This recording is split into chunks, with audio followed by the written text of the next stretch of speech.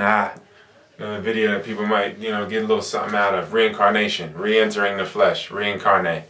So bringing Ra through the portal.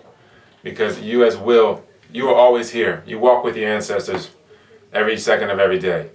And you may even see them sometimes, if your eyes can pick it up. I know a lot of O negatives and O blood types can pick it up. They have the eyes for it. Sometimes, not just generalizing, but more frequently from my experience, O negatives seem to be picking this up and seeing what I also see. So you can see something in a physical level that is just not as dense as a whole body. It might be within the air, and this is an ancestor. This is the will of an ancestor. And they're still here, just like, you feel your grandmom. She might have died, but you still might feel her there. So, yeah, because no one ever really dies. They're just still here at some level. So since they're there at this less dense level, and they're just awareness, looking through you, looking through themselves, because you are your own ancestor. You are them. I am me, and he is him. Or he is me, and I am him. So, since your ancestors they're always here. Then you sometimes can even see them at low density. You got to know that that's just how this thing starts. You will yourself into existence, and then you pull on the Ra, the life force, or the energy body, or the human body, what have you. Those are all the same things.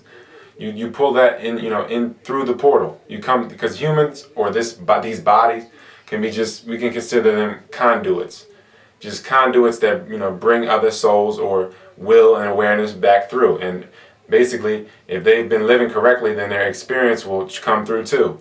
So if you bring an ancestor back through, you're going to be learning a lot. It's going to be given as a give and take situation, because you might be bringing your father through. You might be bringing a great uncle, whoever, through.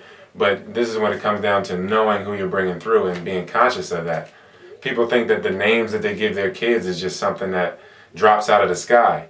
That's been communicated to you before, long before the conception and everything. That communication has been there. You just weren't conscious of it.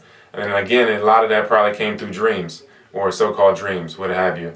So when it comes to reincarnation, you just bring in the Ra through. You're basically coming through. And when it comes to people being fragmented in this situation, like if I was to be killed and they were to take my liver and my heart and all these things away from me, all these organs have awareness. They have their own awareness. So they would have to. I would be fragmented along all the people that those organs came through, and it wouldn't be till they, transition and go back into the earth, and to where I can pull them back. So I can come back through the portal and pull my things back, pull my energy back, pull the awareness all back, and bring the Ra back to a whole point. Or it doesn't.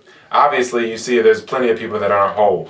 So the will can come through fragmented. Again, it'll come through. The Ra won't come all the way through if the body or Ra has been fragmented in ways that I've said.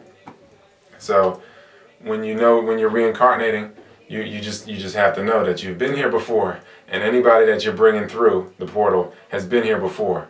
So when it comes to having children, you should advocate behavior that is that's potentially past lives. Like if a kid says I had a night terror that I died in the army or something like that, or whatever, you should basically push that behavior. Just tell them, let them know. That's what they need to know. They can't shun the behavior, because after the years they'll get more and more dense, and then as you condition them to disregard these things and tell them that this isn't that and it's just a dream, they won't know what they're experiencing, and they won't you won't be facilitating, you won't be nurturing that ability, to pull things from the universe and to know who you are, and then throughout time.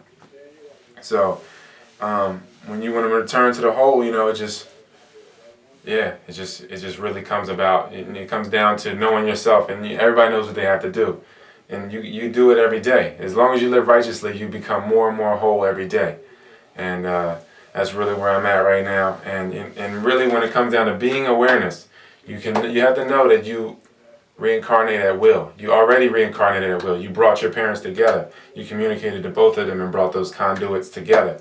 So you can reincarnate at will. And all reincarnation means is re-entering the flesh. So if I meditated, left this body, and astral projected into another body, that would be reincarnation still. That would be reincarnating at will. So if you have somebody that's about to George Bush the button or something, they're about to, they're about to press a button that could set off a nuke, right? The will of another could be projected into them to stop that situation.